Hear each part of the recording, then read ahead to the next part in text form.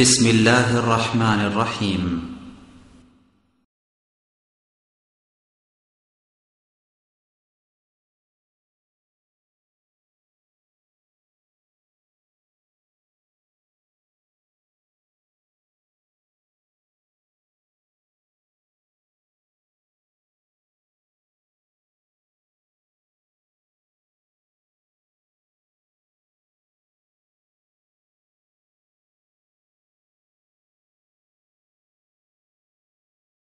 ومن يضلل فلا هادي له وأشهد أن لا إله إلا الله محمدا عبده ورسوله أرسله بالحق بشيرا ونذيرا وداعيا إلى الله بإذنه وسراجا منيرا أما بعد فإن خير الحديث كتاب الله وخير الهدي هدي محمد صلى الله عليه وسلم وشر الأمور محدثاتها وكل محدثة بدعة وكل بدعة ضلالة وكل ضلالة في النار أعوذ بالله من الشيطان الرجيم بسم الله الرحمن الرحيم قاف والقرآن المجيد بل عجبوا أن جاءهم منذر منهم فقال الكافرون هذا شيء عجيب أإذا متنا وكنا ترابا ذلك رجع بعيد قد علمنا ما تنقص الأرض منهم وعندنا كتاب حفيظ. وقال الله تعالى في موضع آخر يا أيها الذين آمنوا أطيعوا الله وأطيعوا الرسول ولا تبطلوا أعمالكم. وقال الله تعالى في موضع آخر من يطيع الرسول فقد أطاع الله ومن تولى فما أرسلناك عليهم حفيظا. عن أبي هريرة رضي الله عنه قال قال رسول الله صلى الله عليه وسلم كل أمتي يدخلون الجنة إلا من أبى قيل يا رسول الله ومن أبى قال من أطاعني دخل الجنة ومن عصاني فقد أبى رواه البخاري ومسلم. وعن أبي هريرة رضي الله عنه قال قال رسول الله صلى الله عليه وسلم من عمل عملا ليس عليه أمرنا فهو رد رواه البخاري ومسلم. সম্মানিত জুমা জামাতের উপস্থিতি, সর্বপ্রথম সেই মহান রব্বুল আলামিনের শুকরিয়া জ্ঞাপন করি যার অশেষ মেহেরবানিতে এক সপ্তাহ পর জুমার সালাতের জন্য সুস্থ শরীরে মসজিদে সমবেত হতে পেরেছি, তাই বলি আলহামদুলিল্লাহ। অতঃপর দরুদ ও সালাম বর্ষিত হোক সর্বকালের সর্বশ্রেষ্ঠ মহামানব সৈয়দুল মুরসালিন খাতামুন নবীন নবী মুহাম্মদুর রাসূলুল্লাহ সাল্লাল্লাহু আলাইহি ওয়াসাল্লামের প্রতি। আমি আপনাদের সামনে পবিত্র কোরআনের দুইটি আয়াত পেশ করেছি। নবী মুহাম্মদ সাল্লাল্লাহু আলাইহি ওয়াসাল্লামের মুখনিসৃত বাণীর মধ্য হতে দুটি হাদিস পেশ করেছি। একে সামনে রেখেই আজকে আমার আলোচনার বিষয়বস্তু সুন্নাতের হুবহু অনুসরণ। সুন্নাতের হুবহু অনুসরণের উপরে প্রমাণভিত্তিক কিছু কথা বলে আজকের আলোচনার ইতি টানব ইনশাআল্লাহ। ওমা তৌফিকে ইল্লা বিল্লাহ আলাইহি তাওয়াক্কালতু ওয়া ইলাইহি উনীব। সম্মানিত উপস্থিতি, সুন্নাতের হুবহু অনুসরণ করতে হবে তথা মুহাম্মদ সাল্লাল্লাহু আলাইহি ওয়াসাল্লামকে হুবহু ফলো করতে হবে, এ কথা মহান রব্বুল আলামিন পবিত্র কোরআনে বহু জায়গাতে বলেছেন। ঠিক মুহাম্মদ সাল্লাল্লাহু আলাইহি ওয়াসাল্লাম হাদিসের মধ্যেও বহু জায়গাতে একইভাবে বলেছেন। তো আমরা যদি পবিত্র কোরআনের আয়াত আলোকে বিশ্লেষণ করি তাহলে দেখতে পাই আল্লাহ রাব্বুল আলামিন বলছেন সূরা আলে ইমরান 31 এবং 32 নম্বর আয়াতে কুল ইন কুনতুম তুহিব্বুনাল্লাহ ফাত্তাবিউনি ইউহিব্বুকুমুল্লাহ। আল্লাহ রাব্বুল আলামিন তার নবী মুহাম্মদ সাল্লাল্লাহু আলাইহি ওয়াসাল্লামকে বলছেন কুল, হে নবী আপনি বলে দিন ইন কুনতুম তুহিব্বুনাল্লাহ, যদি তোমরা আল্লাহর ভালোবাসা পেতে চাও, কেউ যদি ইচ্ছা পোষণ করো যে আল্লাহ তোমাকে ভালোবাসুক, তাহলে ইউহিব্বুকুমুল্লাহ, আল্লাহ ভালোবাসবেন। কি করতে হবে? ইন কুনতুম তুহিব্বুন আল্লাহ ইউহিব্বুকুমুল্লাহ, যদি তোমরা আমাকে ভালোবাসো। আল্লাহ রাব্বুল আলামিন বলছেন যে যদি তোমরা আল্লাহর ভালোবাসা পেতে চাও, তাহলে আমি মুহাম্মদ সাল্লাল্লাহু আলাইহি ওয়াসাল্লামকে ভালোবাসো। ফাত্তাবিউনি, আমাকে ভালোবাসো, ইউহিব্বুকুমুল্লাহ, আল্লাহ তোমাদেরকে ভালোবাসবেন। আর কি করবেন? মুহাম্মদ সাল্লাল্লাহু আলাইহি সাল্লামের অনুসরণ করলে আল্লাহ আমাদেরকে ভালোবাসবেন, এটা প্রথম পাওয়া। দ্বিতীয় পাওয়া বলছেন ওয়ায়াগফির লাকুম দুনুবাকুম, তোমাদের যে পাপগুলো হবে এই পাপগুলো আল্লাহ ক্ষমা করে দিবেন। আল্লাহ গফুরুর রহিম, আল্লাহ হচ্ছেন অত্যন্ত দয়ালু, আল্লাহ হচ্ছেন ক্ষমাশীল। তাহলে মুহাম্মদ সাল্লাল্লাহু আলাইহি ওয়াসাল্লামের অনুসরণের মাধ্যমেই আল্লাহর ভালোবাসা পাওয়া যায়, পাপ মোচনের সুযোগ পাওয়া যায় বলে আল্লাহ উল্লেখ করলেন। ঠিক আল্লাহ রাব্বুল আলামিন সূরা হাশর 7 নম্বর আয়াতে বলছেন, মা আতাকুমুর রাসূল ফাখুযুহু, নবী মুহাম্মদ সাল্লাল্লাহু আলাইহি সাল্লাম যা দেন তা তোমরা গ্রহণ করো। তিনি যে বিধানটা তোমাদের কাছে উপস্থাপন করেন সেই বিধানটা তোমরা অক্ষরে অক্ষরে পালন করো। ওমা নাহাকুম আনহু ফান্তাহু, এবং তিনি যা নিষেধ করেন তা তোমরা বর্জন করো। তিনি যা নাকচ করেন, তিনি যা করেননি সেগুলো তোমরা ছেড়ে দাও। ওয়াত্তাকুল্লাহ, তোমরা আল্লাহকে ভয় করো। কি বিষয়ে আল্লাহকে ভয় করো? যা তিনি যা দিয়েছেন তা গ্রহণের বিষয়ে আল্লাহকে ভয় করো, এবং তিনি যা নিষেধ করেছেন তা বর্জনের বিষয়ে আল্লাহকে ভয় করো। ইন্নাল্লাহা শাদীদুল ইকাব, আল্লাহ রাব্বুল আলামিন অত্যন্ত একটা হুঁশিয়ারি বাণী উচ্চারণ করলেন। যদি তার আদেশকে গ্রহণ না করো, যদি তার নিষেধকে বর্জন না করো, তাহলে মনে রাখিও ইন্নাল্লাহা, নিশ্চয় আল্লাহ শাদীদুল ইকাব, শাস্তিদানে অত্যন্ত কঠোর। ঠিক বাচন ভঙ্গি, কোরআনের এই বাচন ভঙ্গিটা মানুষ যেভাবে কথা বলে ঠিক অনুরূপী। ধরুন একজন ব্যক্তি আরেকজন ব্যক্তিকে জরুরি তলব করলে, অন্বেষণ করলে বলে থাকে যে এতটার মধ্যে তুমি অবশ্যই সাক্ষাৎ করবে, যদি না করো তাহলে তোমার সমস্যা আছে। এইরকম বাচন ভঙ্গি যে মানুষ ব্যবহার করি, আর ঠিক কোরআনটা এসেছে মানুষের জীবন চলার উপরেই, মানুষের পথ নির্দেশক হিসাবে আল্লাহ রাব্বুল আলামিন ওই বাচন ভঙ্গিটাই ব্যবহার করলেন যে যদি তোমরা গ্রহণ না করো মুহাম্মদ সাল্লাল্লাহু আলাইহি ওয়াসাল্লামের আদেশ, যদি তোমরা মুহাম্মদ সাল্লাল্লাহু আলাইহি ওয়াসাল্লামের নিষেধ বর্জন না করো, তাহলে মনে রাখিও যে আল্লাহর শাস্তিদান অত্যন্ত কঠোর, তিনি ছেড়ে দিবেন না। ঠিক মহান রব্বুল আলামিন একইভাবে বললেন সূরা নিসা 80 নম্বর আয়াতে, মান ইউতিউর রাসূলা ফাকাদ আতা আল্লাহ, যে ব্যক্তি নবী মুহাম্মদ সাল্লাল্লাহু আলাইহি ওয়াসাল্লামের অনুসরণ করে, মুহাম্মদ সাল্লাল্লাহু আলাইহি ওয়াসাল্লামকে হুবহু ফলো করে, মান ইউতিউর রাসূল ফাকাদ আতা আল্লাহ, ওই ব্যক্তি স্বয়ং আল্লাহ রাব্বুল আলামিনের অনুসরণ করে। সুবহানাল্লাহ। আল্লাহর অনুসরণ ওই ব্যক্তি করে যে ব্যক্তি মুহাম্মদ সাল্লাল্লাহু আলাইহি ওয়াসাল্লামের অনুসরণ করে, তথা মুহাম্মদ সাল্লাল্লাহু আলাইহি ওয়াসাল্লামের অনুসরণের মাধ্যমে আল্লাহর অনুসরণ হয়ে থাকে। এটা বলার পরে আল্লাহ রাব্বুল আলামিন মুহাম্মদ সাল্লাল্লাহু আলাইহি ওয়াসাল্লামকে একটা সান্ত্বনা বাণী দিচ্ছেন। ঠিক পৃথিবীর সকল মুসলিম যারা মুহাম্মদ সাল্লাল্লাহু আলাইহি ওয়াসাল্লামের অনুসরণ করেছেন তাদেরকে সান্ত্বনা বাণী দিচ্ছেন। ওমান তাওয়াল্লা, কেউ যদি মুখ ফিরিয়ে নেয়। একজন মানুষকে আমি দীর্ঘদিন থেকে দাওয়াত দিলাম, সত্যটা প্রচার করলাম, হকটা জানালাম, কিন্তু গ্রহণ করলো না, এই বলে কি আমি মানসিকভাবে ভেঙে পড়ব?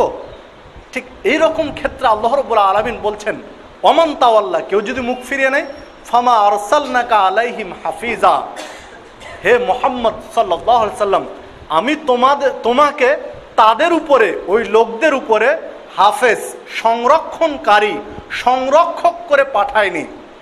আমি তোমাকে এই কন্ট্যাক্ট দেইনি যে মানুষকে হেদায়েত করেই ছাড়তে হবে। আল্লাহ রাব্বুল আলামিন মুহাম্মদ সাল্লাল্লাহু আলাইহি ওয়াসাল্লামকে বলছেন এই গুরু দায়িত্ব দিয়ে, এই চুক্তি দিয়ে তোমাকে পাঠাইনি, হাফেজ করে পাঠাইনি যে তাদেরকে হেফাজত করেই ছাড়তে হবে, তাদেরকে সত্য পথে এনেই ছাড়তে হবে। এই দায়িত্ব তোমার নয়, তোমার দায়িত্ব সত্যটা প্রচার করে দাও। যদি না মানে তাহলে আমার উপরে ছেড়ে দাও। ঠিক আমাদেরও তাই, আপনি আমি সত্যটা জানবো, সত্যটা বুঝবো, সত্যটা মানুষের কাছে প্রচার করার চেষ্টা করব। যদি মানে আলহামদুলিল্লাহ, না মানলে ছেড়ে দিতে হবে। যেহেতু আল্লাহ রাব্বুল আলামিন বলছেন, কুল, হে মুহাম্মদ সাল্লাল্লাহু আলাইহি সাল্লাম, আপনি বলুন, আল হাক্কু মির রাব্বিকুম, হক আসে তোমার প্রভুর পক্ষ থেকে। ফামান শাআ ফালইউমিন, যে ব্যক্তি চায় সে ঈমান আনবে হকের উপরে, সত্যটা গ্রহণ করবে। ওমান শাআ ফালইয়াকফুর, আর যার ইচ্ছা সে এর সাথে কুফরি করবে, এটাকে অস্বীকার করবে। ইন্না আতাদনা লিয-যালিমিনা নারা, আর আল্লাহ রাব্বুল আলামিন যারা এই হকটাকে অস্বীকার করবে, সত্যকে পৃষ্ঠ প্রদর্শন করবে, তাদের জন্য আল্লাহ রাব্বুল আলামিন জ্বলন্ত অগ্নিশিখা প্রস্তুত করে রেখেছেন। তাহলে আল্লাহর পক্ষ থেকে সত্যটা এসেছে, সত্যটা গ্রহণ করলে জীবনে ধন্য হওয়া যাবে, পরকালে ধন্য হওয়া যাবে। আর সত্যটা বর্জন করলে পরকালে আগুন, জাহান্নামের আগুন অপেক্ষা করছে বলে আল্লাহ রাব্বুল আলামিন উল্লেখ করলেন।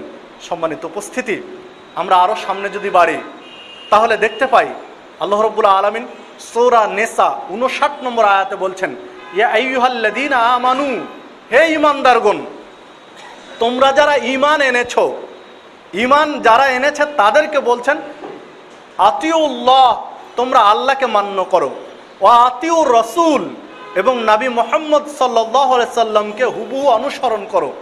এরপরে বলছেন, ওয়া উলিল আমরে মিনকুম, তোমাদের মধ্যে নেতৃস্থানীয় ব্যক্তি যারা আল্লাহ এবং রাসূলকে মান্য করেন, ওই সকল নেতারও আনুগত্য করো। এরপরে বলছেন, ফাইন তানাজাতুম ফি শাইইন ফারুদ্দুহু ইলাল্লাহি ওয়ার রাসূল, যদি কোনো বিষয়ে মতনৈক্য সৃষ্টি হয়, এই পৃথিবীতে কোনো ইবাদত নিয়ে, কোনো আমল নিয়ে, কোনো সমস্যা নিয়ে, ইসলামের কোনো সমস্যা নিয়ে যদি মতভেদ সৃষ্টি হয়, পরস্পরের মধ্যে মতনৈক্য সৃষ্টি হয়, ফিতনা সৃষ্টি হয়, তাহলে সমাধানের মাপকাঠি কি হবে? তা আল্লাহ রাব্বুল আলামিন বলছেন, ফাইন তানাজাতুম ফি শাইইন, তোমাদের মধ্যে যদি মতনৈক্য সৃষ্টি হয়, ফারুদ্দুহু ইলাল্লাহি ওয়ার রাসূল, সবগুলোকে ছুঁড়ে ফেলে দিয়ে তোমরা আল্লাহ এবং রাসূলের বিধানের কাছে আত্মসমর্পণ করো। সবগুলো ফেলে দিয়ে আল্লাহ এবং রাসূলের বিধানকে মেনে নাও। বলতে পারি সারা পৃথিবীর মুসলিমের ঐক্যের মানদণ্ড হলো এই আয়াতটি। সারা পৃথিবীর মুসলমানদের যত মতনৈক্য সৃষ্টি হয়েছে, যত পার্থক্য সৃষ্টি হয়েছে, যত ডিভাইডেড হয়েছে, সকলের মাপকাঠি, ঐক্যের রুট হবে এই আয়াতটি, যে পরস্পরের সকল মতভেদকে ফেলে দেবো ডাস্টবিনে, যুক্তিকে নিক্ষেপ করব ডাস্টবিনে। ঐক্যের মাপকাঠি হবে ফারুদ্দুহু ইলাল্লাহি ওয়ার রাসূল। আল্লাহ রাব্বুল আলামিন কি বলেছেন, আর মুহাম্মদ সাল্লাল্লাহু আলাইহি ওয়াসাল্লাম তার প্রাত্যহিক জীবনে কি বাস্তবায়ন করেছেন, এটাই হবে মাপকাঠি। এটাই আপনি আমি যদি মেনে নিতে পারি, পৃথিবীর সকল মুসলমান, বাংলাদেশের সকল মুসলমান যদি এই নীতির উপরে আসতে পারি, তখনই সম্ভব এক প্ল্যাটফর্মে মুসলমানদের আসা। কিন্তু আমরা আসতে পারি না, এক একজন এক এক প্ল্যাটফর্ম নিয়ে আমরা সামনের দিকে এগিয়ে থাকি। এই জন্য আমাদের ঐক্য হয় না, কোনোদিনই সম্ভব নয় যতদিন পর্যন্ত এই মাপকাঠির উপরে না আসতে পারবো। সম্মানিত উপস্থিতি, এরপরে মহান রব্বুল আলামিন সূরা নিসা 65 নম্বর আয়াতে বলছেন, ফালা ওয়া রাব্বিকা লা ইউমিনুনা হাত্তা ইউহাক্কিমুকা ফীমা শাজারা বাইনহুম সুম্মা লা ইয়াজিদু ফি আনফুসিহিম হারাজ মিম্মা কাদাইতা ওয়া ইউসাল্লিমু তাসলিমা, যে কোশ্চিন কালেও তোমরা কোনোদিন মুমিন হতে পারবে না যতক্ষণ পর্যন্ত তোমাদের মধ্যে বিবদমান সমস্যায় সমাধানকারী, মীমাংসাকারী হিসাবে মুহাম্মদ সাল্লাল্লাহু আলাইহি সাল্লামকে মেনে নিতে না পারবে। আল্লাহ রাব্বুল আলামিন বলছেন, তোমরা মুমিন হতে পারবে না, মুক্তিপ্রাপ্ত হতে পারবে না যতদিন পর্যন্ত তোমরা মুহাম্মদ সাল্লাল্লাহু আলাইহি সাল্লাম যে সমাধান দিচ্ছেন এটা মেনে নিতে পারবে। আর সমাধানটা কিভাবে মানবে? যে তিনি যে সমাধান দিবেন, মুহাম্মদ সাল্লাল্লাহু আলাইহি সাল্লাম যে নীতির কথা বলবেন, এ বিষয়ে তোমাদের হৃদয়ে কোনো দ্বিধা সংকোচ থাকবে না, কোনো শর্ত থাকবে না, কোনো সংশয় থাকবে না, নিঃসংক চিত্তে মেনে নিবে মুহাম্মদ সাল্লাল্লাহু আলাইহি সাল্লামের আদর্শকে। যদি এই পথে যেদিন আসতে পারবে, সেই দিন তোমরা প্রকৃত মুমিন। ঠিক মহান রব্বুল আলামিন সূরা তৌবার 33 নম্বর আয়াতে বলছেন, ইয়া আইয়ুহাল্লাযীনা আমানু, হে ঈমানদারগণ, আতিউল্লাহ, তোমরা আল্লাহকে মান্য করো, ওয়া আতিউর রাসূল, এবং রাসূল মুহাম্মদ সাল্লাল্লাহু আলাইহি সাল্লামকে হুবহু অনুসরণ করো। এরপরে বলছেন ওয়ালা তুবতিলু আমালাকুম, তোমাদের আমলগুলোকে বাতিল করে দিও না, তোমাদের আমলগুলোকে ধ্বংস করে দিও না, তোমাদের আমলগুলোকে নষ্ট করে দিও না। দেখুন, এই আয়াতটা যদি আমরা বিশ্লেষণ করি, লক্ষ্য করি, তাহলে এই আয়াতটা দুইটি দিক। একটা, প্রথমে আল্লাহ পজিটিভ কথা বলেছেন, আর দ্বিতীয় নেগেটিভ কথা বলেছেন। প্রথমে বললেন যে হে মুমিনগণ আতিউল্লাহ, যারা ঈমান এনেছো তারা আল্লাহকে মান্য করো, ওয়া আতিউর রাসূল, তোমরা রাসূলকে মান্য করো। যদি এমনটা না করো, আল্লাহ এবং রাসূলকে যদি না মানো, তো আলা তুবতিলু আমালাকুম, আমল বাতিল হয়ে যাবে। তোমাদের আমলগুলো বাতিল করো না, মানে কি? এই দুইটার ব্যতিক্রম করলেই তোমাদের আমল বাতিল হয়ে যাবে। এই দুইটার ব্যতিক্রম হলে তোমাদের আমল বাতিল হয়ে যাবে।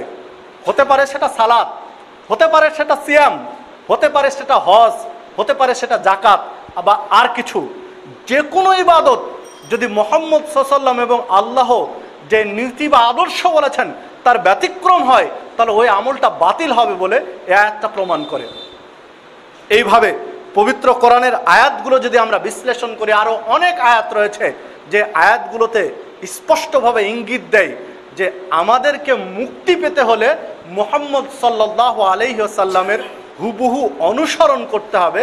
ব্যতিক্রম কোনো পদ্ধতি কোনো মুসলমানের জন্য আল্লাহ রাব্বুল আলামিন খোলা রাখেননি। এবার আমরা হাদিসের দৃষ্টিতে একটু বিশ্লেষণ করে দেখি।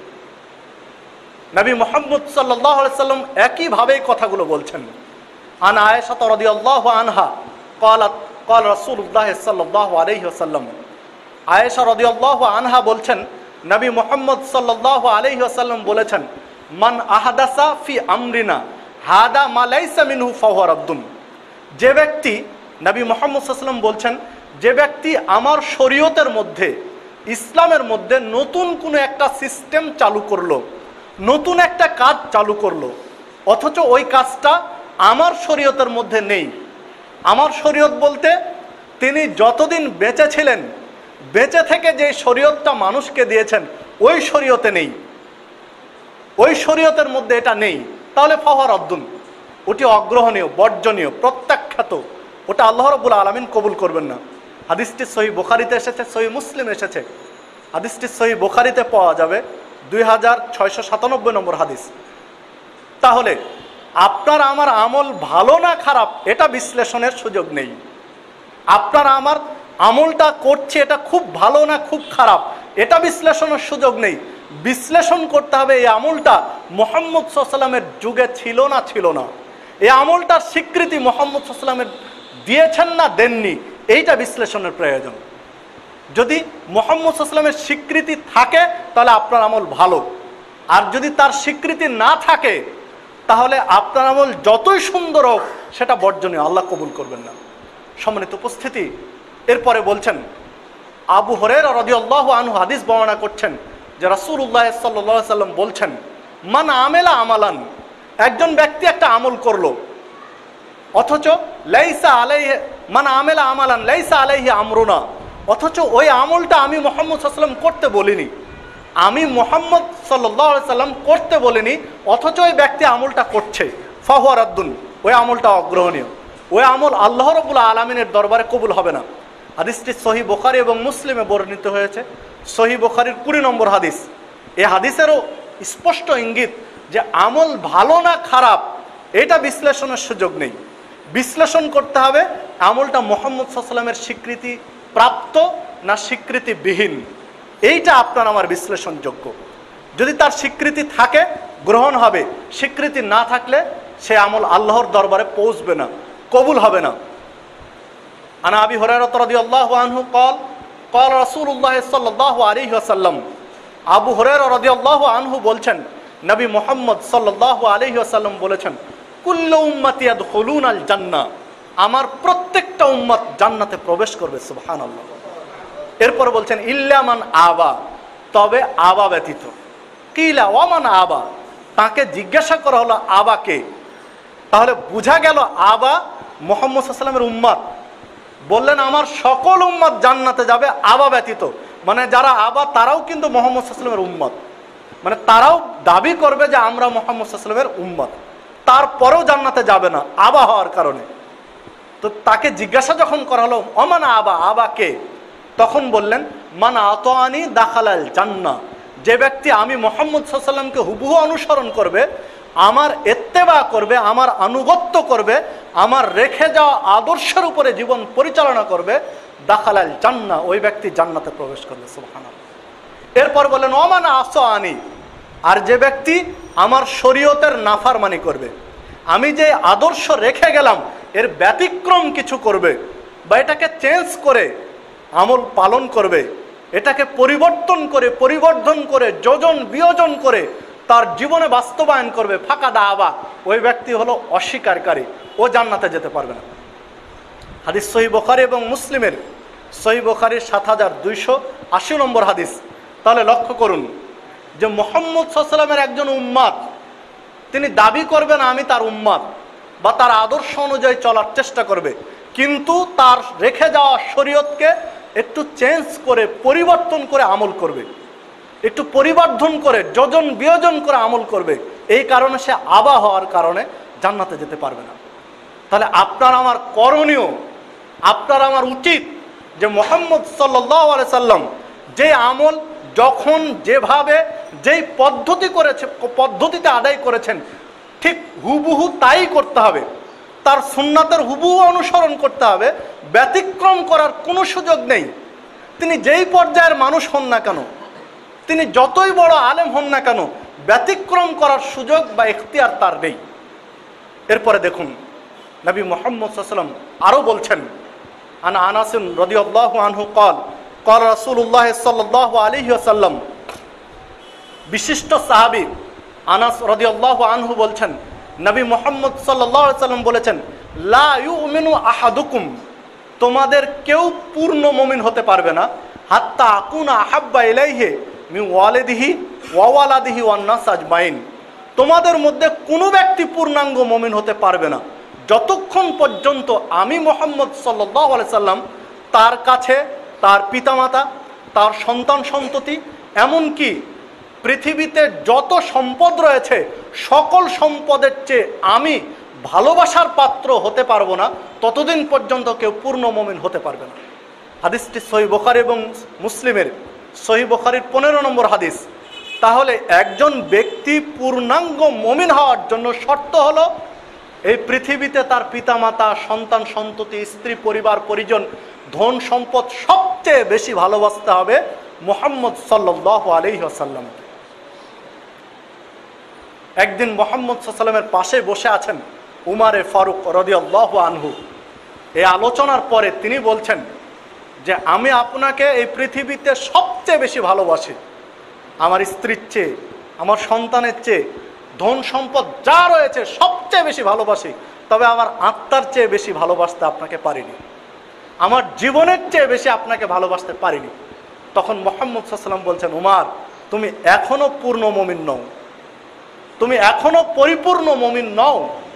এ কথা শোনার পরে উমর রাদিয়াল্লাহু আনহু বলছেন যে এখন আমি স্বীকৃতি দিলাম যে আমার জীবনের চেয়েও বেশি আপনাকে ভালোবাসি, আপনার জীবনের জন্য, আপনার জন্য, আপনার শরীয়তের বাস্তবায়নের জন্য আমার জীবন তুচ্ছ, যে কোনো মুহূর্তে আমার জীবন দিতে আমি প্রস্তুত। তখন মুহাম্মদ সাল্লাল্লাহু আলাইহি ওয়াসাল্লাম বলছেন, এখন তুমি পূর্ণ মুমিন। হাদিস সহিহ বুখারী, এখন তুমি পরিপূর্ণ মুমিন। তাহলে একটু হিসাব করুন, উমর রাদিয়াল্লাহু আনহু কে? উমর রাদিয়াল্লাহু আনহু ওই ব্যক্তি যার সম্পর্কে মুহাম্মদ সাল্লাল্লাহু আলাইহি ওয়াসাল্লাম বলছিলেন যে লাউ কানা বাদি নবিয়ুন লাকানা উমর, যদি আমার পরে কোনো নবী হয় সেটা হবে উমর। তিনি হলেন উমর, যার সম্পর্কে মুহাম্মদ সাল্লাল্লাহু আলাইহি ওয়াসাল্লাম বলছিলেন যে উমর, একদিন তিনি বাড়িতে বসে মুচকি হাসছেন যখন উমর ঢুকলেন। ঢুকার পরে উমর বলছেন, হে মুহাম্মদ সাল্লাল্লাহু আলাইহি ওয়াসাল্লাম, আপনার হাসার তো কারণ খুঁজে পেলাম না। আমি দেখলাম যে যখন আপনার বাড়ির পাশ দিয়ে যাচ্ছিলাম তখন আপনার বাড়ির ভিতরের মহিলারা জোরে কথা বলছিল আপনার সামনে, আপনার কণ্ঠের উপরে কণ্ঠ রেখে কথা বলছিল। আমার কাছে এটা অবাক লাগলো যে আপনি যেখানে রয়েছেন, আপনি যেখানে কথা বলেন, সেখানে মহিলারা আপনার চেয়ে উঁচু গলায় কি করে কথা বলতে পারে? এই দুঃসাহস কোথা থেকে তাদের আসে? এই জন্য আমি ঘরে ঢুকতে বাধ্য হলাম। তো ঘরে ঢুকে দেখি আপনি হাসছেন। যারা জোরে জোরে কথা বলছিল, বলা যেতে পারে একরকম তর্কের মতো কথা বলছিল, সেই পরিবেশে আপনি হাসছেন কেন? কারণ কি? তখন মুহাম্মদ সাল্লাল্লাহু আলাইহি ওয়াসাল্লাম বলছেন, উমর মেয়েরা খুব জোরে কথা বলছিল, আমি নবী, আমার সামনে তারা জোরে জোরে কথা বলছে তাদের দাবি দাবা নিয়ে। কিন্তু যখনই তুমি গলায় একটু আওয়াজ দিলে ঘরে ঢুকার জন্য, তখনই দেখলাম সব মেয়েগুলো দূর দূর করে ঘরের ভিতর দৌড়িয়ে বাড়ির ভিতর চলে গেল। মানে মনে হলো আমার চেয়ে তোমাকে বেশি ভয় করে। তা আমি হাসছিলাম যে আমি নবী, আমাকে যতটা ভয় করা দরকার তার চেয়ে তোমাকে বেশি ভয় করে।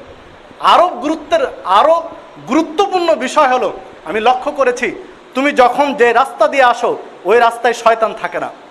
শয়তান যদি ওই রাস্তায় থাকে, দূরে তোমাকে দেখে আগেই সরে যায়। শয়তান আগেই সরে যায় যে উমার আসছে এই রাস্তায়, সমস্যা হতে পারে।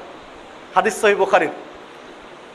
যে সাহাবীর এত মর্যাদা, যার এত গুরুত্ব, তিনি পর্যন্ত পূর্ণ মুমিন হতে পারলেন না, তার জীবনের চেয়ে মুহাম্মদ সাল্লাল্লাহু আলাইহি ওয়াসাল্লামকে বেশি ভালো না বেশে যখন স্বীকৃতি দিলেন আমার জীবনের চেয়ে বেশি আপনাকে ভালোবাসি, তখন মুহাম্মদ সাল্লাল্লাহু আলাইহি ওয়াসাল্লাম বললেন যে আপনি পূর্ণ মুমিন, তুমি পূর্ণ মুমিন এখন। এই হাদিসটা একটু খেয়াল করে হৃদয় দিয়ে বুঝার চেষ্টা করি তো, আপনি আমি কি পূর্ণ মুমিন হতে পেরেছি? আমার জীবনের চেয়ে মুহাম্মদ সাল্লাল্লাহু আলাইহি ওয়াসাল্লামকে বেশি ভালোবাসতে পেরেছি কি? মুহাম্মদ সাল্লাল্লাহু আলাইহি ওয়াসাল্লামকে বেশি ভালোবাসার অর্থ কি তাকে দাওয়াত করে খাওয়াতে হবে? সেই সুযোগ কি রয়েছে যে দাওয়াত দিয়ে ভালো ভালো খাবার খাওয়াবো? তাকে বেশি ভালোবাসি এর অর্থ হলো তার আদর্শকে মেনে নেই, তার রেখে যাওয়া দিনকে হুবহু বাস্তবায়ন করি। আমি আমার পিতার অনুগত সন্তান, আমি আমার পিতাকে সবচেয়ে বেশি ভালোবাসি। এর অর্থ কি এটাই যে আমার আব্বা যখন বলবেন বাজারে যাও, তখন আমি গেলাম গানের অনুষ্ঠানে? যখন আমার আব্বা বলবেন সালাতে যাও, তখন আমি গেলাম ক্লাবে আড্ডা দিতে? এটা কি পিতাকে ভালোবাসার অর্থ? আমি আমার পিতাকে সবচেয়ে ভালোবাসি এর অর্থ হবে আমি আমার পিতা যখন যা বলেন তা মেনে নেই।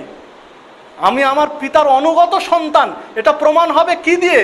প্রমাণ হবে আমার পিতার আদর্শ বা আমার পিতার কথা মেনে নেওয়ার মাধ্যমে। ঠিক আমি মুহাম্মদ সাল্লাল্লাহু আলাইহি সাল্লামকে আমার জীবনের চেয়ে বেশি ভালোবাসি, এটা প্রমাণ হবে তার আদর্শ মেনে নেওয়ার মাধ্যমে। একটু নিজের জীবনে বিশ্লেষণ করে দেখি, পেরেছে কি? আমি মুহাম্মদ সাল্লাল্লাহু আলাইহি সাল্লামকে সবচেয়ে ভালোবাসি, দাবি করি যে মুহাম্মদ সাল্লাল্লাহু আলাইহি সাল্লামকে ভক্তি এতটাই করি হয়তোবা আমার মতো আর 10 জন করে না। অথচ দেখুন মুহাম্মদ সাল্লাল্লাহু আলাইহি সাল্লামের আদর্শ টাকনুর উপরে কাপড় পরা।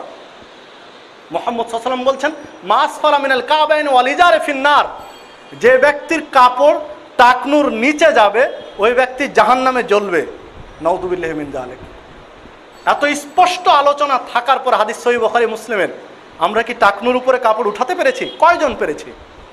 তাহলে জীবন্ত বাদ মুহাম্মদ সাল্লাল্লাহু আলাইহি সাল্লামের আদর্শের জন্য জীবন দেব, এ কথা তো বহু পরে। সামান্য এতটুকু পারলাম না। টাকনুর উপরে আর নিচে পড়ার মধ্যে কি তফাৎ রয়েছে? তেমন কি ক্ষতি রয়েছে? স্রেফ একটা মানসিকতা যে হয়তোবা মানুষ আমাকে সেকেলে বলবে, মানুষ আমাকে আদিম যুগের মানুষ বলবে বা তুচ্ছ তাচ্ছিল্য করবে। সামান্য মানুষের তুচ্ছ তাচ্ছিল্যের শিকার হতে পারবো না, তাই টাকনুর নিচে কাপড় ঝুলিয়ে দিয়েছি। আবার দাবি করছি যে মুহাম্মদ সাল্লাল্লাহু আলাইহি সাল্লামকে আমি সবচেয়ে বেশি ভালোবাসি। আল্লাহ রাসূলের সুন্নাত রেখে দিতে হবে। ওয়াফুল লিহিয়া ওয়া কাসসুস সারিব। মুহাম্মদ সাল্লাল্লাহু আলাইহি ওয়াসাল্লাম বলছেন তোমরা দাড়ি ছেড়ে দাও, দাড়িকে ছেড়ে দাও, লম্বা করো আর মোচকে খাটো করো। দাড়ি রেখে দাও, কত দূর ছাড়বে তা বলেননি, ছেড়ে দিতে বলেছেন, যত দূর যায় যাবে। কিন্তু সেটা কি পেরেছি? আমরা প্রতিনিয়ত মুহাম্মদ সাল্লাল্লাহু আলাইহি ওয়াসাল্লামের সুন্নাতকে কুরবানি করছি, জবে করছি, অথচ দাবি করছি যে আমি মুহাম্মদ সাল্লাল্লাহু আলাইহি ওয়াসাল্লামকে সবচেয়ে বেশি ভালোবাসি। সম্মানিত উপস্থিতি, এইভাবে নিজের জীবনে যদি বিশ্লেষণ করি তাহলে বহু প্রমাণ পাবো। মুহাম্মদ সাল্লাল্লাহু আলাইহি ওয়াসাল্লামের আদর্শ, তিনি ডান হাতে খেতে বললেন, ডান হাতকে ভালো কাজের জন্য ব্যবহার করতে বললেন, আর খারাপ কাজের জন্য নোংরা ময়লা পরিষ্কার করার জন্য বাম হাতকে বললেন। কিন্তু যখনই আমি 5 জন বন্ধুর সাথে বসি তখন সভ্যতার দোহাই দিয়ে হয়তোবা চা পান করি আমি বাম হাতে, অথবা বিস্কিটটা তুলে খাচ্ছি বাম হাতে। আমি নিজেকে সভ্য জাতি হিসেবে প্রমাণ করতে গিয়ে বাম হাতের আশ্রয় নিলাম, অথচ মুহাম্মদ সাল্লাল্লাহু আলাইহি ওয়াসাল্লামের আদর্শ ডান হাতে। কোথায় সভ্যতা? যে হাতে নোংরা জিনিস পরিষ্কার করে ওই হাতে চা পান করে যদি সভ্য হওয়া যায়, তাহলে এই সভ্যতার কোনো প্রয়োজন নেই, এই সভ্যতার দাম নেই। সম্মানিত উপস্থিতি, যে কথা বলছিলাম, আমার প্রাত্যহিক জীবনে প্রত্যেকটা ক্ষেত্রে মুহাম্মদ সাল্লাল্লাহু আলাইহি ওয়াসাল্লামের সুন্নাতকে হুবহু মেনে নিতে হবে, তখনই আমি পারবো মুহাম্মদ সাল্লাল্লাহু আলাইহি ওয়াসাল্লামকে সবচেয়ে বেশি ভালোবাসতে। সম্মানিত উপস্থিতি, এরপরে দেখুন, যদি আমরা বাস্তবতাকে দেখি তাহলে দেখতে পাই যে বাস্তবতা কত কঠিন, কিভাবে তাকে মেনে নিতে হবে। একদিন নবী মুহাম্মদ সাল্লাল্লাহু আলাইহি ওয়াসাল্লাম বসে আছেন, পাশে বসে আছেন হযরত আবু বকর সিদ্দিক রাদিয়াল্লাহু আনহু, তার পাশে বসে আছেন উমারে ফারুক রাদিয়াল্লাহু আনহু। উমারে ফারুক রাদিয়াল্লাহু আনহু তাওরাতের একটা কপি নিয়ে খুব আন্তরিকতার সাথে পাঠ করছেন। এই তাওরাতের কপি যখন পাঠ করছেন, আবু বকর লক্ষ্য করে দেখেন যে মুহাম্মদ সাল্লাল্লাহু আলাইহি ওয়াসাল্লামের চেহারা লাল হয়ে যাচ্ছে, রাগ প্রকাশ হচ্ছে। এই দৃশ্য দেখে আবু বকর উমারকে বলছেন, উমার, তোমার ধ্বংস হোক, তোমার ধ্বংস হোক। তুমি তাওরাত পড়ছো, তুমি কি লক্ষ্য করেছো মুহাম্মদ সাল্লাল্লাহু আলাইহি ওয়াসাল্লামের চেহারার দিকে, যে তার চেহারায় রাগ প্রকাশ পাচ্ছে? তোমার তাওরাত পাঠ করা, তার সামনে আন্তরিকতার সাথে তাওরাত পাঠ করা তিনি পছন্দ করছেন না, তুমি কি লক্ষ্য করেছো? উমর রাদিয়াল্লাহু আনহু লক্ষ্য করে দেখেন বাস্তব তাই, মুহাম্মদ সাল্লাল্লাহু আলাইহি ওয়াসাল্লামের চেহারা লাল হয়ে গেছে, রাগ প্রকাশ পাচ্ছে। তখন এবার হযরত উমর রাদিয়াল্লাহু আনহু পড়তে থাকলেন, রাদিতু বিল্লাহি রাব্বান ওয়া বিল ইসলামি দীনাও ওয়া বি মুহাম্মাদিন নাবিয়্যা সাল্লাল্লাহু আলাইহি ওয়াসাল্লাম, যে আল্লাহকে রব হিসেবে পেয়ে সন্তুষ্ট হয়েছি, ইসলামকে দিন হিসাবে পেয়ে সন্তুষ্ট হয়েছি, মুহাম্মদ সাল্লাল্লাহু আলাইহি ওয়াসাল্লামকে নবী হিসাবে পেয়ে সন্তুষ্ট হয়েছি। এই কথাটা বলতে থাকলেন। যখন চেহারা স্বাভাবিক হলো, রাগ দূর হলো, তখন এবার বলছেন মুহাম্মদ সাল্লাল্লাহু আলাইহি ওয়াসাল্লাম অত্যন্ত কঠোর ভাষায় বলছেন, ওয়াল্লাযী নাফসু মুহাম্মাদিন বিয়াদিহি। উমারকে লক্ষ্য করে বলছেন যে আমি মুহাম্মাদের আত্মা যার হাতে রয়েছে তার শপথ করে বলছি। মুহাম্মদ সাল্লাল্লাহু আলাইহি ওয়াসাল্লাম বলছেন, মানুষ কসম কখন করে? যখন তার কথাটা খুব গুরুত্বের সাথে বলতে চায় তখনই মানুষ কিন্তু শপথ করে। মুহাম্মদ সাল্লাল্লাহু আলাইহি ওয়াসাল্লাম বলছেন, আমার আত্মা যার হাতে রয়েছে ওই আল্লাহর শপথ করে বলছি, লাউ বাদা আলাকুম মূসা, তোমরা তাওরাত আমার সামনে পড়ছো, তাওরাত তো বহু দূরের কথা, যদি আজকে মূসা এখানে প্রকাশ হন, মানে তাওরাত যার উপরে নাজিল হয়েছে সেই নবী যদি আজকে এখানে প্রকাশ হন, লাউ বাদা আলাকুম মূসা ফাত্তাবাতুমুহু ওয়া তারাকতুমুনি, মূসা আলাইহিস সালাম তোমাদের কাছে চলে এসেছেন আর তোমরা আমাকে ছেড়ে দিয়ে তাকে গ্রহণ করলে। হয়তো বা ভাবলে যে তিনি আমার চেয়ে সিনিয়র, ভাবলে যে মূসা কালিমুল্লাহ, সরাসরি আল্লাহর সাথে কথা বলেছেন এই দুনিয়া থেকে, বিভিন্ন দৃষ্টিকোণে তোমরা আমাকে তারাকতুমুনি ফাত্তাবাতুমুহু ওয়া তারাকতুমুনি, আমাকে ছেড়ে দিলে আর মূসা আলাইহিস সালামের অনুসরণ করলে। যদি এমনটা হয় তো লা যালালতুম আন সাওয়াইস সাবিল, অবশ্যই তোমরা সত্য পথ থেকে ভ্রষ্ট হয়ে যাবে, তোমরা পথচ্যুত হয়ে যাবে, তোমরা লাইনচ্যুত হবে, সত্যের পথে থাকতে পারবে না। এতটুকু বলে তিনি ক্ষান্ত হননি, আরো জোর দিয়ে বললেন, ওয়ালাউ কানা হাইয়ান, যদি মূসা আলাইহিস সালাম জীবিত হন, ও আদরাকা নবুয়াতি, আর আমার নবুয়াতকে পেয়ে যান, মূসা আলাইহিস সালাম যদি আবার জীবিত হন আর আমার নবুয়াতকে পান, লাত্তাবানি, তিনি আমার সুন্নাতের অনুসরণ করতে বাধ্য হবেন। সুবহানাল্লাহ।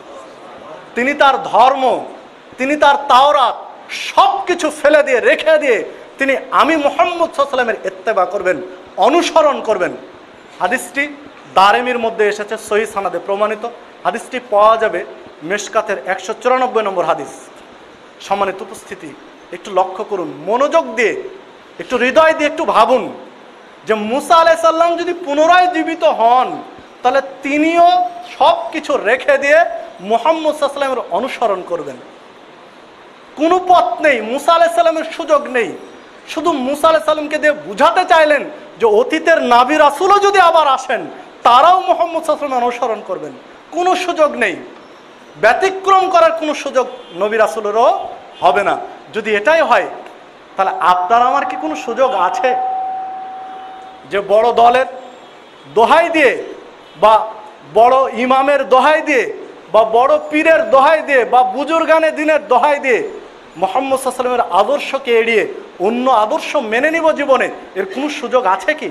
না, কোনো সুযোগ নেই, কোনো রাস্তা খোলা নেই। একটি রাস্তা জান্নাতে পাওয়ার, সেটি হচ্ছে মুহাম্মদ সাল্লাল্লাহু আলাইহি ওয়াসাল্লামের হুবহু অনুসরণ করা, তার পুরোপুরি ইত্তেবা করার মাধ্যমেই আপনার আমার রাস্তা পরিষ্কার হবে, নচেত পথচ্যুত হবে। দেখুন, এ কথাটিও তিনি বলে দিয়েছেন মুহাম্মদ সাল্লাল্লাহু আলাইহি ওয়াসাল্লাম বলছেন, মান আতা মুহাম্মাদান ফাকাদ আতা আল্লাহ, যে ব্যক্তি মুহাম্মদ সাল্লাল্লাহু আলাইহি ওয়াসাল্লামের হুবহু অনুসরণ করবে ওই ব্যক্তি সরাসরি আল্লাহকে মান্য করবে। ওমান আসা মুহাম্মাদান ফাকাদ আসা আল্লাহ, আর যে ব্যক্তি মুহাম্মদ সাল্লাল্লাহু আলাইহি ওয়াসাল্লামের সাথে নাফরমানি করবে ও ব্যক্তি আল্লাহর সাথে নাফরমানি করবে। এ কথা বলার পরে বলছেন, ও মুহাম্মাদুন ফারাকুন বাইনান নাস, মুহাম্মদ সাল্লাল্লাহু আলাইহি ওয়াসাল্লাম হলেন মানুষের কাছে পার্থক্য নির্ণয় করে মাপকাঠি।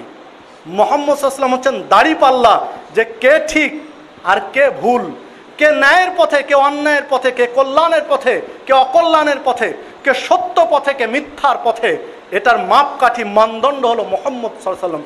হাদিস সহিহ বুখারীর প্রথম খণ্ডের 108 নম্বর পৃষ্ঠাতে। সম্মানিত উপস্থিতি, তাহলে দেখুন তিনি মাপকাঠি, তাহলে কোনো ভাবার কোনো অপশান নেই, সুযোগ নেই। বাস্তবতা উল্লেখ করেছেন উমারে ফারুক রাদিয়াল্লাহু আনহু। উমারে ফারুক রাদিয়াল্লাহু আনহু তিনি বাস্তবতা দেখিয়েছেন। ইউকাব্বালুল হাজার ইয়ানি আল আসওয়াদ।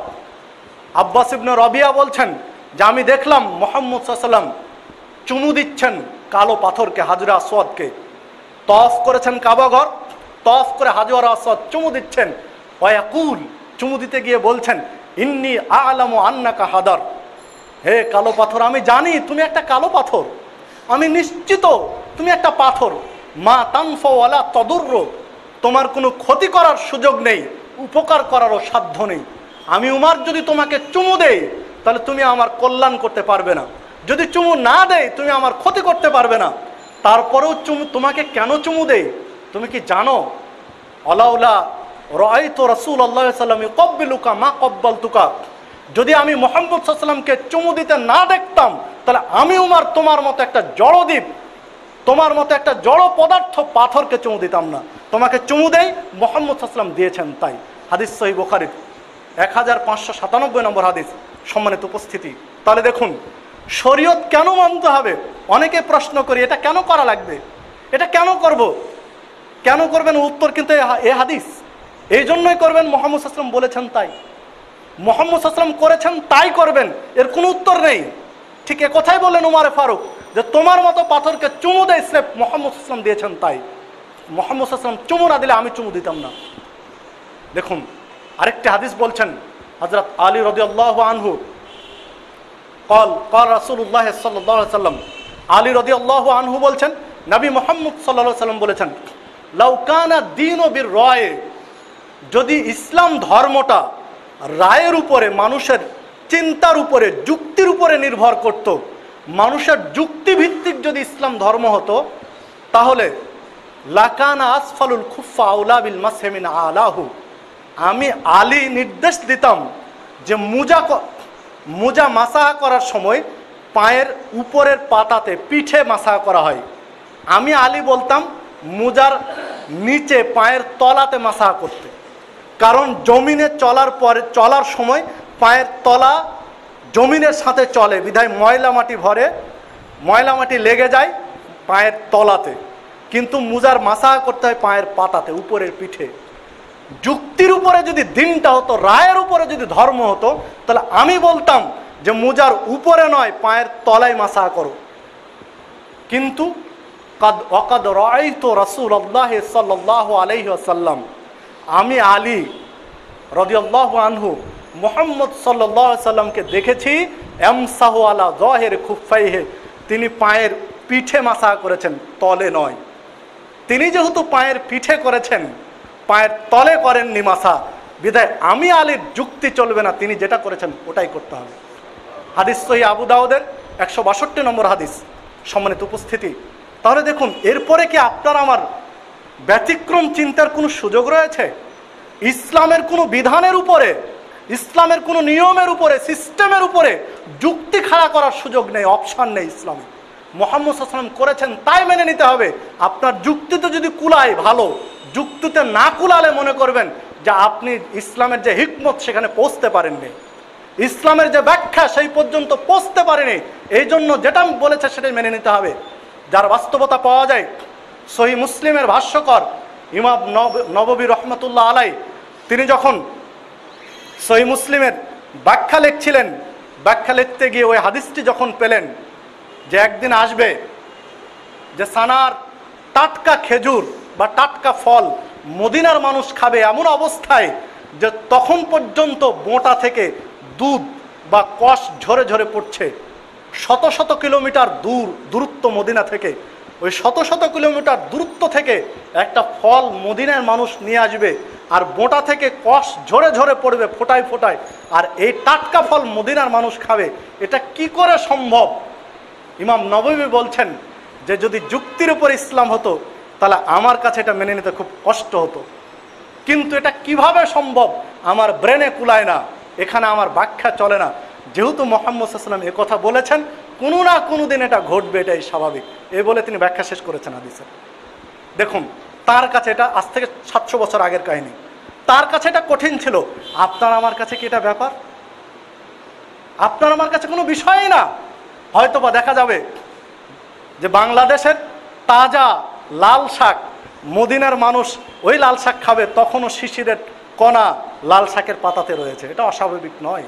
সেই যানবাহন চলে এসেছে, ভবিষ্যতে কোন পর্যায়ে যাবে এটা আরো বলা কঠিন। দেখুন, বাস্তবতা এটাই। সম্মানিত উপস্থিতি, তিনি যেভাবে বলেছেন এভাবে মেনে নিতে হবে। ঠিক সাহাবায়ে কেরাম মুহাম্মদ সাল্লাল্লাহু আলাইহি ওয়াসাল্লামের আদর্শকে বাস্তবায়ন করেছেন, মেনে নিয়েছেন, তার ভুরি ভুরি প্রমাণ তারা রেখে গেছেন। আবু সাঈদ খুদরি রাদিয়াল্লাহু আনহু বলছেন যে মুহাম্মদ সাল্লাল্লাহু আলাইহি ওয়াসাল্লাম ঈদের মাঠে গিয়ে তিনি আগে সালাত আদায় করতেন, এরপরে ঈদের খুতবা দিতেন।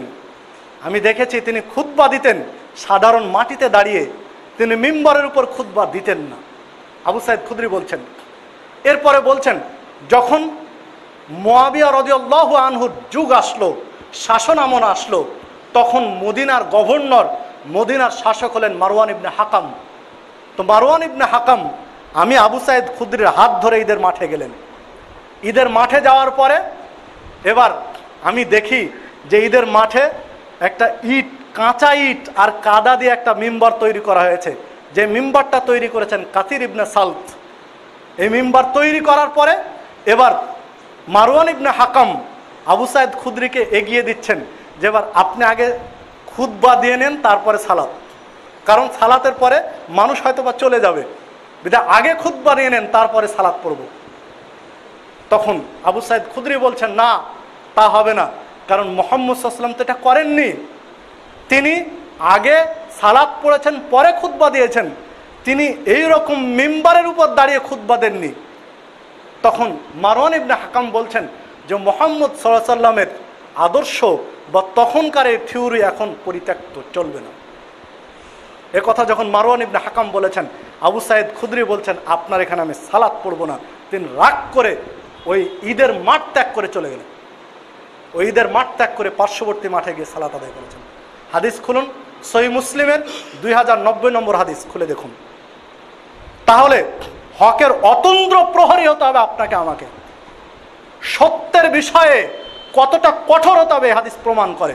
বাতিলের সাথে হকপন্থী কোনো মুসলিম আপোষ করতে পারে না, প্রয়োজনে সমাজ ত্যাগ করে চলে যাবে। অনেকে সমাজের দোহাই দেয়, সমাজের দোহাই দেয়, প্রেক্ষাপটের দোহাই দেয়।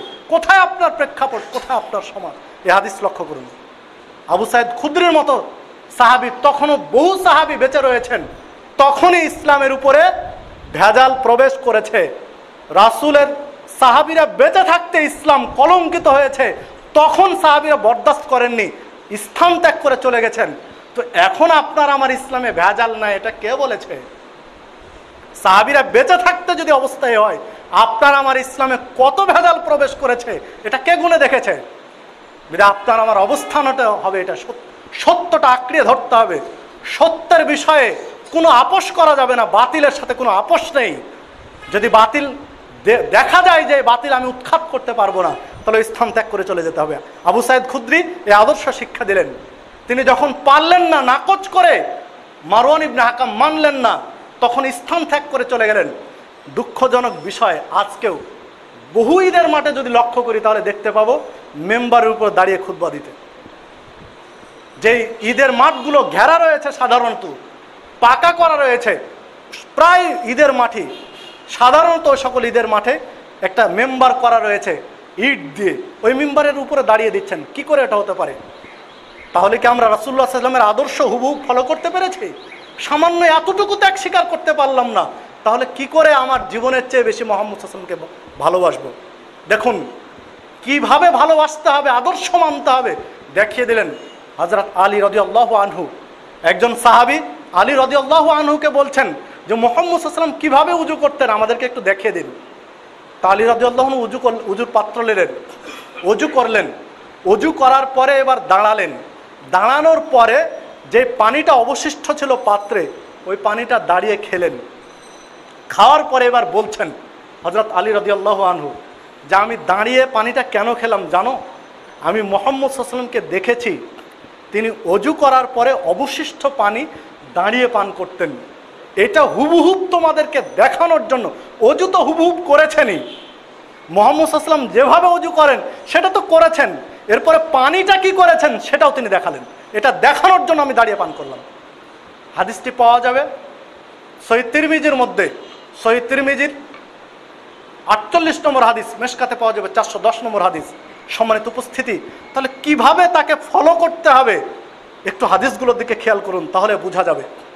দেখুন আয়েশা রাদিয়াল্লাহু আনহা বলছেন যে আমার আব্বা আবু বকর সিদ্দিকের একটি কৃতদাস ছিল, তার উপর একটা কর নির্ধারণ করা ছিল, তিনি করটা দিতেন, আয় ইনকাম করে নিয়ে এসে আব্বাকে দিতেন, আব্বা সে টাকা দিয়ে খাবার কিনে খেতেন। একদিন খাবার কিনে খেয়েছেন, ঠিক কৃতদাস বলছেন যে আবু বকর সিদ্দিক রাদিয়াল্লাহু আনহু আপনি কি জানেন কোন খাবার আপনি খেলেন? আমি তো আপনাকে বলতে ভুলে গেছি, আগে বলা হয়নি। বলছে কি খাবার খেলাম? আমি জাহেলি যুগে গণকি করতাম, জ্যোতিষীর কাজ করতাম, এর বিনিময়ে টাকা নিতাম। তো ঠিক ওই সময় একজনের হাত রেখা বলে দেখে কিছু টাকা সে কর্জ রেখেছিল, তার হাত দেখে দিয়েছিলাম, টাকাটা দিতে পারেনি, বাকি রেখেছিল। মাঝখানে আমি ইসলাম ধর্ম গ্রহণ করেছি, হঠাৎ আজকে আমার দেখা হলে তিনি ওই টাকা দিলেন, ওই টাকা থেকে আপনাকে আমি টাকা পরিশোধ করলাম। এ কথা যখন বলেছেন তখন আয়েশা বলছেন আমার আব্বা আঙ্গুলগুলো গলার মধ্যে ঢুকিয়ে দিলেন, ঢুকিয়ে এবার বমি করে ফেলে দিলেন, সবগুলো বমি করে ফেলে দিলেন। হাদিস খুলুন, সহিহ বুখারী খুলুন, 3842 নম্বর হাদিস। তাহলে দেখুন অবৈধ জ্যোতিষী করে টাকা ইনকাম করা অবৈধ শরীয়তে। অবৈধ ভক্ষণ একজন সুন্নাতপন্থী হকপন্থী মুসলিম করতে পারে না। তিনি ভুল করেছিলেন, তাই অতিরিক্ত পরহেজগারিতার কারণে তিনি বমি করে ফেলে দিয়েছিলেন। আর আজকে আপনার আমার ইনকাম সোর্স যদি খুঁজে দেখি, তাহলে হয় সুদ ঢুকে আছে এর সাথে, না হলে ঘুষ ঢুকে রয়েছে, না হয় প্রতারণার টাকা রয়েছে, না হয় ওজনে কম দিয়েছি ঠকবাজি করেছি সে টাকা ঢুকে রয়েছে, দিব্যি সেই টাকা দিয়ে সালাত পড়ছি, সেই টাকা ব্যয় করে হজ করছি, জাকাত দিচ্ছি। তাহলে সেই ইমান আর আপনার আমার ইমান, মুহাম্মদ সাল্লাল্লাহু আলাইহি ওয়াসাল্লামের সাহাবীদের সেই ভালোবাসা আর আপনার আমার ভালোবাসাকে এক পাল্লায় ওজন করা সম্ভব? সম্মানিত উপস্থিতি, আলোচনার শেষ প্রান্তে এসে আর দু একটি বিষয় টাচ দিয়ে শেষ করতে যাচ্ছি। দেখুন আপনাকে আমাকে কিভাবে ফলো করতে হবে আর আমরা কি করেছি। বর্তমান সমাজ ম্যাক্সিমাম মানুষের অবস্থায় যদি পরস্পরের কাছে বিদায়ের সময় দোয়া চাই, যে ভাই চলে যাচ্ছি দোয়া করবেন, বা মুরব্বী দোয়া করবেন, তখন আমরা কি বলি? চট করে বলি ফি আমানিল্লাহ। সাধারণতই মানুষের এটাই স্বভাব। যখনই বলি ভাই দোয়া করবেন, মুরব্বী দোয়া করবেন, তখনই বলি ফি আমানিল্লাহ। কোথায় পেলাম ফি আমানিল্লাহ? দোয়া চাইলে দোয়া বলতে হবে, এটা কোথায় ফি আমানিল্লাহ পেলাম? দেখুন হাদিসের কেতাবে এই দোয়া পাওয়া যায় না, এর কোনো ভিত্তি পাওয়া যায় না। মুহাম্মদ সাল্লাল্লাহু আলাইহি ওয়াসাল্লাম এই দোয়া বলেছেন কোনোদিন, বা সাহাবায়ে কেরাম বা খোলাফায়ে রাশেদিন কোনো একটা দিনে ফি আমানিল্লাহ বলেছেন, কাউকে দোয়া দিতে গিয়ে তার প্রমাণ পাওয়া যায় না। অথচ মুহাম্মদ সাল্লাল্লাহু আলাইহি ওয়াসাল্লাম বিদায় বেলায় বিদায়ী ব্যক্তিকে কি দোয়া বলেছেন তা হাদিসের পৃষ্ঠায় স্পষ্ট। সহিহ তিরমিজি, সহিহ আবু দাউদ, সহিহ ইবনে মাজাতে হাদিসটি এসেছে। মেশকাতের 2435 নম্বর হাদিস। সে হাদিসে মুহাম্মদ সাল্লাল্লাহু আলাইহি ওয়াসাল্লামের কাছে একজন সাহাবী এসে দোয়া চাইলেন যে আমি চলে যাচ্ছি, আপনি আমার জন্য দোয়া করুন। তখন মুহাম্মদ সাল্লাল্লাহু আলাইহি ওয়াসাল্লাম বলেন আস্তাউদিউকা আল্লাহ দীনাকা ওয়া আমানাতিকা ওয়া খাওয়াতিমা আমালিক। এই দোয়াটি বললেন। অবশ্য তিরমিজির 2400 তিরমিজির আরেকটি হাদিস এসেছে যেটি মেশকাতে পাওয়া যাবে, 2436 নম্বর হাদিস। সেখানে যদি বহু ব্যক্তি একসাথে বিদায় চেয়েছেন, তখন মুহাম্মদ সাল্লাল্লাহু আলাইহি ওয়াসাল্লাম বলেছেন আস্তাউদিউল্লাহ দীনাকুম ওয়া আমানাতাকুম ওয়া খাতিমা আমানাকুম, মানে বহু বচন ব্যবহার করেছেন। একজন আসলে কা ব্যবহার করেছেন, আর বহু ব্যক্তি আসলে কুম ব্যবহার করেছেন, মানে এক বচন আর বহু বচন দুটি হাদিসে পাওয়া যায়। এরপরে আরেকটি আলোচনা পাওয়া যায় যে হাদিসটি তিরমিজিতে এসেছে, মেশকাতের 2437 নম্বর হাদিস, সেখানে আরেকটু বাড়িয়ে বলেছেন, মানে এই দোয়া বলার পরে আস্তাউদুল্লাহ দীনাকা ওয়া আমানাতিকা ওয়া খাওয়াতিমা আমালাকা, এটুক বলার পরে ওই সাহাবী বলছেন আপনি আমার জন্য আরেকটু বলুন, মানে দোয়াটা ভালো লেগেছে তার কাছে, বলছে আপনি আরেকটু দোয়া করুন। তখন বলছেন ওয়া জাওয়াদাকাল্লাহ, আল্লাহ তোমার তাকওয়াকে বৃদ্ধি করে দিন। তখন বলছেন আরেকটু বলুন। তখন বলছেন ওয়া গাফারা যামবাক, আল্লাহ তোমার পাপগুলো ক্ষমা করে দিন। তখন বলছেন আপনি আরও একটু বলুন। তখন বলছেন ওয়া ইয়াসসারা লাকাল খায়রা হাইতুমা কুনতা, তুমি যখন যেখানে যেভাবে থাকো আল্লাহ তোমার সত্যকে সঠিক কাজকে সহজ করে দিন। স্পষ্টই এই দোয়াগুলো তো রয়েছে, মুহাম্মদ সাল্লাল্লাহু আলাইহি ওয়াসাল্লামের সুন্নাত রয়েছে, আদর্শ রয়েছে। কেন আমরা ফি আমানিল্লাহ শিখলাম? কে শিখালো আমাদেরকে ফি আমানিল্লাহ? তাহলে কোথায় মুহাম্মদ সাল্লাল্লাহু আলাইহি ওয়াসাল্লামের আদর্শ আর কোথায় আপনি আমি? দেখুন, এইভাবে যদি খুঁজতে যাই তাহলে দেখা যায় মুহাম্মদ সাল্লাল্লাহু আলাইহি ওয়াসাল্লাম বললেন আজানের পরে কোনো ব্যক্তি যদি দরুদে ইব্রাহিম পাঠ করে, দরুদে ইব্রাহিম পাঠ করার পরে দোয়া পাঠ করে, আজানের দোয়া, আল্লাহুম্মা রব্বা হাদিহি দাওয়াতিত তাম্মা ওয়াসসালাতিল কায়েমা আতে মুহাম্মাদিনিল ওয়াসিলাতা ওয়াল ফাদিলা ওয়া বাআসহু মাকামাম মাহমুদান ইল্লাযী ওয়াত্তা, এই দোয়াটা যদি কেউ পাঠ করে দরুদে ইব্রাহিমের পরে, তাহলে বলছেন হাল্লাত লাহু শাফাআতি, ওই ব্যক্তির জন্য কিয়ামতের মাঠে তার শাফাত করা আমি মুহাম্মাদের জন্য ওয়াজিব হয়ে দাঁড়ায়। হাদিস সহিহ বুখারীর 614 নম্বর হাদিস। কিন্তু এর সাথে আমরা আরও যোগ দিয়েছি, নিল্লাদি ও আত্মা পর্যন্ত মুহাম্মদ সাল্লাল্লাহু আলাইহি ওয়াসাল্লাম শিখিয়ে দিলেন। এতটুকুতে আপনার আমার তৃপ্তি হয়নি, এতটুকুতে আপনার আমার আত্মা ভরেনি। এরপরে আরও যোগ করেছি ওয়াদ দারাজাতার রাফিয়া ইন্নাকা লা তুখলিফুল মিয়াদ, আরও বলেছি ওয়ারযুকনা শাফাআতাহু ইয়াউমাল কিয়ামা ইত্যাদি।